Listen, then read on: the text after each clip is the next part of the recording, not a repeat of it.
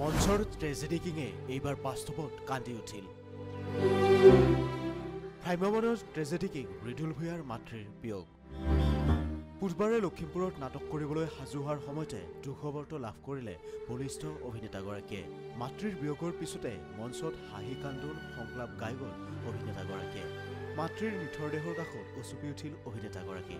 বুধবাৰে বিয়লি 4 বজাত নাৰায়ণপুৰৰ 2 নং ৰঙাজান গাঁৱৰ বাসগৃহত মৃত্যু হয় মাতৃ কুঞ্জলতা ভূঞাৰ। মঞ্চৰ প্ৰথম দৰ্শনীৰ অভিনয় সামৰি মাতৃৰ অন্ত্যেষ্টিক্ৰিয়া সম্পন্ন কৰে অভিনেতাগৰাকীয়ে। এইবাৰ ৰাজধানী থিয়েটাৰৰ সৈতে চুক্তিবদ্ধ হৈছিল জনপ্ৰিয় অভিনেতাগৰাকী। লখিমপুৰৰ বৰমূৰীয়া তিনিআলিত চলি আছে ৰাজধানী থিয়েটাৰ।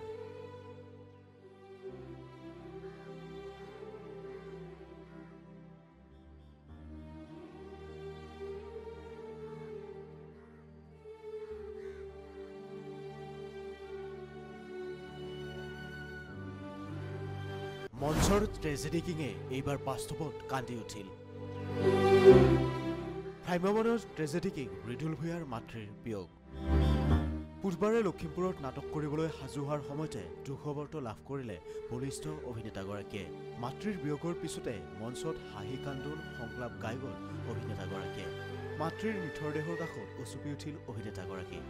বুধবাৰে বিয়লি 4 বজাত নাৰায়ণপুৰৰ 2 নং ৰঙাজান গাঁৱৰ বাসগৃহত মৃত্যু হয় মাতৃ কুঞ্জলতা ভূঞাৰ। মঞ্চৰ প্ৰথম দৰ্শনীৰ অভিনয় সামৰি মাতৃৰ অন্ত্যেষ্টিক্ৰিয়া সম্পন্ন কৰে অভিনেতাগৰাকীয়ে। এইবাৰ ৰাজধানী থিয়েটাৰৰ সৈতে চুক্তিবদ্ধ হৈছিল জনপ্ৰিয় অভিনেতাগৰাকী। লখিমপুৰৰ বৰমূৰীয়া তিনিআলিত চলি আছে ৰাজধানী থিয়েটাৰ। নিউজ ডেস্ক ৰিপৰ্ট, সংবাদ লহৰ।